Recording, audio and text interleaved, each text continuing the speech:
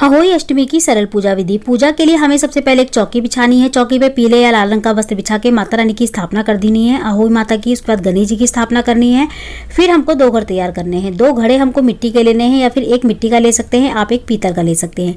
दोनों में हमको जल भरना है। जल भरने के बाद हमको दोनों के ऊपर स्वास्तिक बनाना है, कंठ पे मूली बांधनी है दोनों के।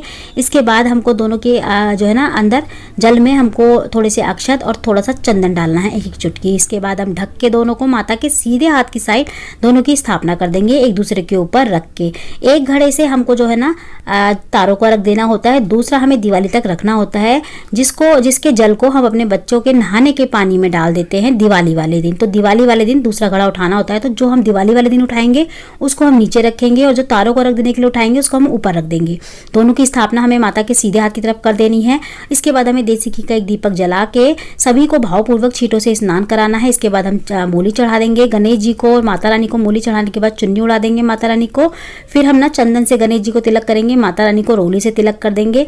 तिलक करने के बाद हम सभी को फूल चढ़ाएंगे। साथ में गौ माता भी हमको रख लेनी है इस पूजा स्थल पे। इसके बाद हम घड़े के जो ऊपर जो हमने 2 घड़ रखे हैं उसके ऊपर हम मीठे पुए या फिर पूड़ी रख देंगे मीठी, उसके ऊपर हमने कुछ ना कुछ रखना है। इसके बाद फूल चढ़ाने के बाद हम जो है ना फिर भोग प्रसाद चढ़ाएंगे। भोग में हमने जो भी घर में बनाया होता है एक थाली में सजा के हम उसको रख लेते हैं, माता को चढ़ाते हैं। इसके बाद भोग चढ़ाने के बाद माता को उसके बाद हम कुछ सुहाग की सामग्री भी चढ़ाते हैं, जैसे कि आप 5 चीज़ें सुहाग की सामान रख लें और एक साड़ी रख लें।